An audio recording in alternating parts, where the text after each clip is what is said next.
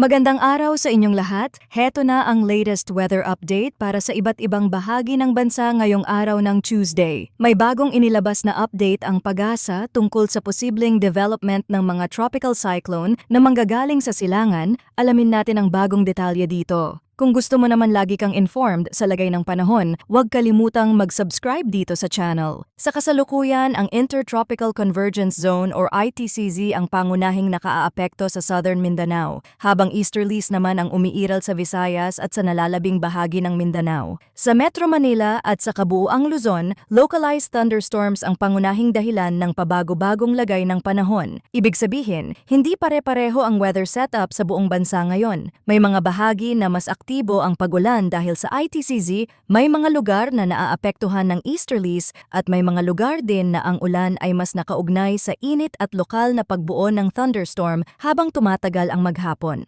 Para sa Zamboanga Peninsula, BARM, Socsargen, Davao Oriental at Davao Occidental. Dito, ang inaasahang lagay ng panahon ay cloudy skies with scattered rains and thunderstorms dahil sa ITCZ, meaning hindi lang ito simpleng maulap na kalangitan o panakanakang ambon. May malinaw na posibilidad ng mga pag-ulan at thunderstorm na pwedeng magdala ng moderate hanggang minsan ay heavy rains. Dahil dito, may banta ng flash floods or landslides lalo na sa mga komunidad na mababa ang lugar, malapit sa ilog o nasa paanan ng bundok. Kaya para sa mga nasa mga bahaging ito ng Mindanao, mas mabuting maging alerto sa mga oras na tuloy-tuloy ang buhos, dumidilim ang ulap at dumadalas ang pagkulog dahil sa ganitong sitwasyon, pwedeng mabilis lumala ang lagay ng panahon sa loob lamang ng ilang oras. Sa Zamboanga Peninsula at BARM, mahalagang tandaan na ang mga pag-ulang dala ng ITCZ ay pwedeng maging paulit-ulit sa loob ng araw.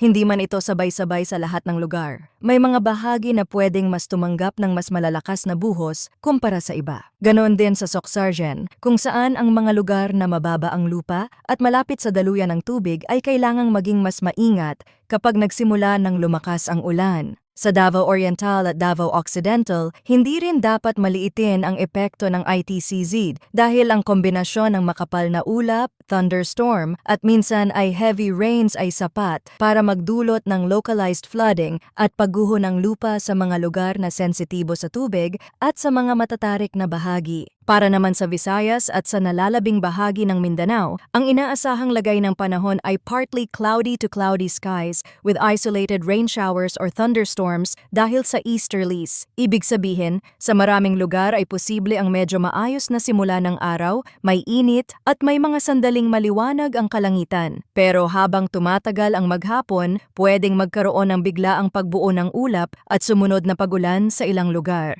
Hindi ito nangangahulugang maliit na bagay lang ang ulan o hindi na kailangang paghandaan. Ang ibig sabihin nito ay hindi sabay-sabay at hindi pantay-pantay ang magiging epekto ng ulan sa bawat bayan at lalawigan. May mga lugar na pwedeng manatiling tuyo sa malaking bahagi ng araw, habang ang ibang kalapit na bahagi naman ay pwedeng makaranas ng biglaang thunderstorm sa maikling oras. Samantala, sa Metro Manila at sa kabuuang Luzon, ang inaasahang lagay ng panahon ay partly cloudy to cloudy skies with isolated rain showers or thunderstorms dahil sa localized thunderstorms. Ito iyong tipo ng panahon na madaling makapanlin lang. Pwedeng sa umaga ay maaraw at maayos ang lagay ng langit, kaya iisipin ng marami na tuloy-tuloy na ang magandang panahon hanggang gabi. Pero pagsapit ng tanghali at lalo na sa hapon, habang mas umiinit ang paligid at mas bumibigat ang pakiramdam ng hangin, pwedeng mabuo ang makakapal na ulap at sumunod ang thunderstorm sa ilang bahagi ng Luzon,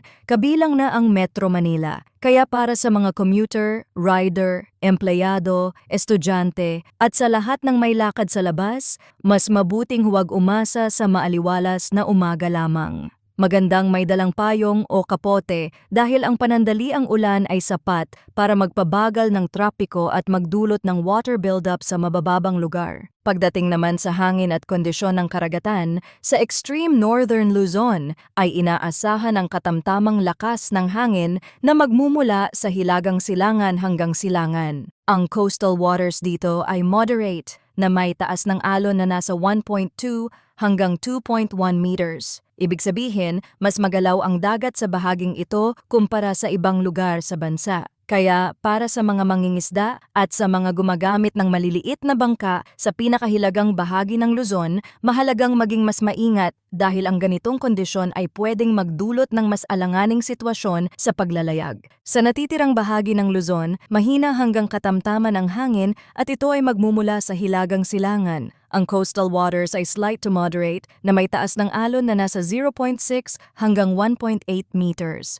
Sa natitirang bahagi naman ng bansa, kabilang ang Visayas at Mindanao, mahina hanggang katamtaman ang hangin at ito ay magmumula sa silangan hanggang hilagang silangan. Ang coastal waters dito ay slight to moderate rin na may taas ng alon na nasa 0.6 hanggang 1.2 meters. Sa kabuuan, hindi ito indikasyon ng pinakamasamang kondisyon sa dagat pero hindi pa rin ito dahilan para maging kampante. Kapag may kasabay na thunderstorm o biglang pagbabago ng hangin sa lokal na area, pwedeng mas maging masama ang aktual na lagay ng karagatan kahit hindi naman ganoon kataas ang alon sa pangkalahatang forecast. Kung titingnan naman natin ang extremes ng temperature at relative humidity para sa 24 na oras, ang pinakamababang temperaturang naitala ay 25.9 degrees Celsius 5 o'clock AM ng umaga habang ang pinakamataas ay umabot sa 34.0 degrees Celsius 3:30 PM ng hapon. Sa relative humidity naman, ang pinakamataas ay 88% 5 o'clock ng umaga